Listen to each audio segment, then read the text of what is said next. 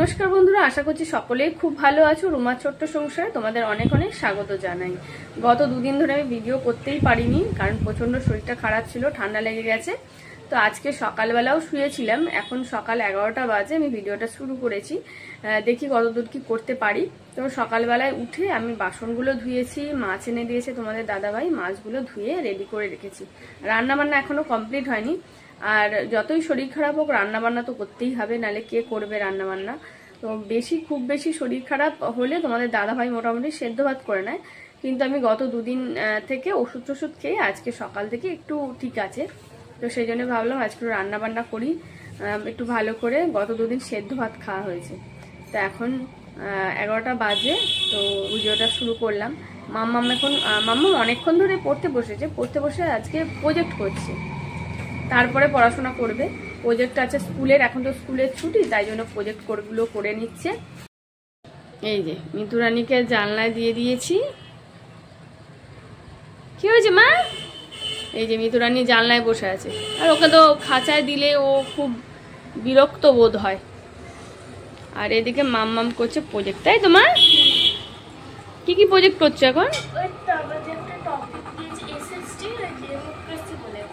আচ্ছা আচ্ছা করে নাও।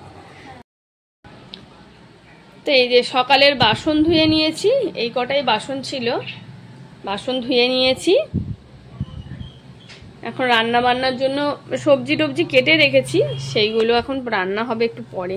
আর বাইরেটা তোমাদের দেখিয়ে দিয়ে, দেখো মেঘলা করেছে কেমন জানলা দিয়ে।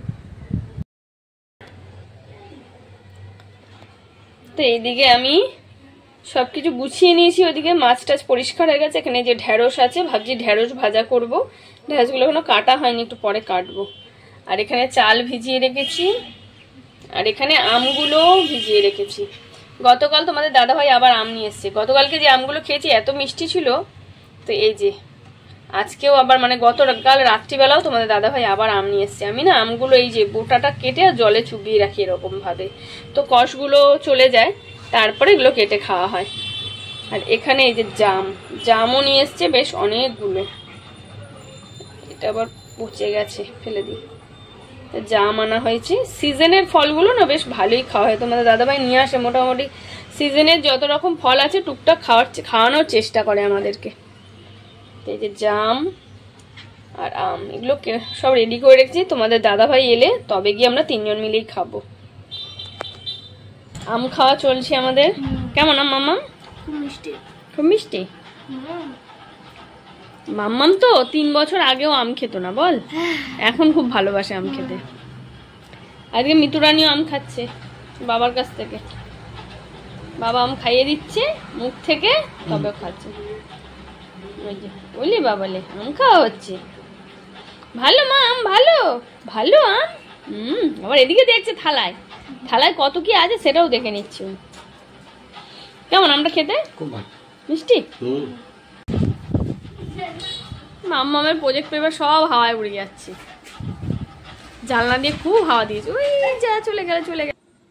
তো চলো এবার দুপুরে রান্না বান্নাটা করে নিই। আজকে রান্না করব বেগুন দিয়ে আর সর্ষে পোস্ত দিয়ে পাবদা মাছের ঝাল। তো এখানে বেগুন আমি এই যে কেটে নিয়েছি, পাবদা মাছও ভাজা হয়ে গেছে, আর এই যে সর্ষে পোস্ত দিয়ে করব।